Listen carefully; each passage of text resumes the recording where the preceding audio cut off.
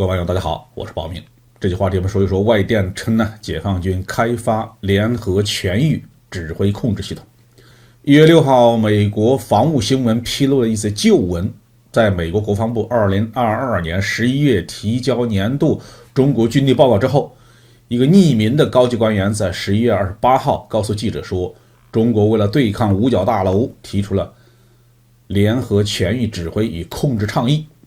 正在寻求一种多领域精确战争的新军事体系，用来识别敌方作战系统中的关键的漏洞，然后有针对性的发起精确打击。解放军把系统破坏战作为下一种战争的方式，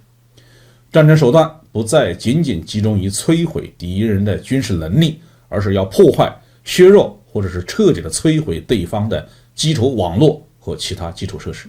所谓的全领域联合指挥控制和多域精确作战，实际上还是多军兵种联合作战在当前发展阶段的一个具体的实现的模式。当今世界正在经历着激烈的军事变革，很多新概念的出现都是需求牵引和技术推动的双重结果。美军所谓的多域联合指挥控制，就是要把陆海空天电这5个主要领域的作战力量更加紧密地结合到一起，从之前的联合逐步地走向融合，这是军事科学发展的重要的方向。包括中国在内，任何国家在这个方面的探索都是合情合理的。美军的联合作战指挥体制主要是通过1947年出台的国家安全法、1958年出台的国防部改组法和1986年出台的哥德华特尼克尔斯法这3部法律逐渐完善起来，前后历时40年的时间，才逐渐建立起现在的联合作战指挥体制。得益于从海湾战争到伊拉克战争的实战的牵引，美军的指挥控制体系经历了军种独立、平台中心、网络中心3个阶段。美军联合作战实现了从军种联合向跨域协同的变革。实事求是地说中国人民解放军改革作战指挥体系，探索联合作战的道路，其难度要比美军小很多。从组织效率上来说，我军接受党对军队的绝对领导，一声令一下，说动就动，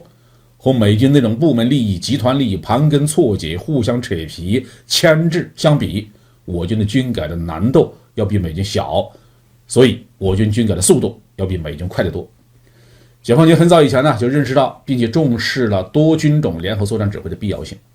但是长期以来，因为国家的科技和工业实力的不足，很难在陆海空天电等不同的战场空间之间打通指挥与控制、情报、侦察、监视、装备操作和后勤保障的壁垒。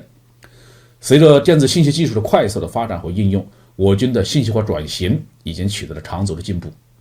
在国内举行的各种公开展览上，各大军工集团和相当多的民营企业都展出了各种各样的一体化指挥控制系统，能够用可视化的方式把陆海空天和电磁领域的敌我态势清晰地展示在指挥员面前。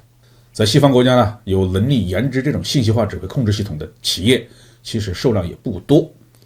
美军在研制联合全域指挥控制体系的时候，中标的企业来来回回也离不开那几家老军火商。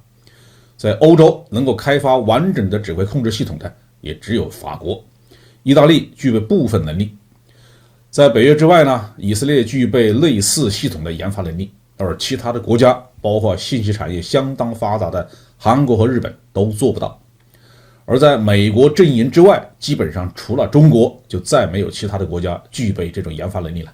中国的军事决策部门早就认识到了信息化联合作战的重要意义，解放军正在建立具有自身特色的联合多域指挥控制体系。我们相信假以时日，这套系统必将成为设止强敌、决胜台海的坚兵利器。好，这句话题我们就说到这里。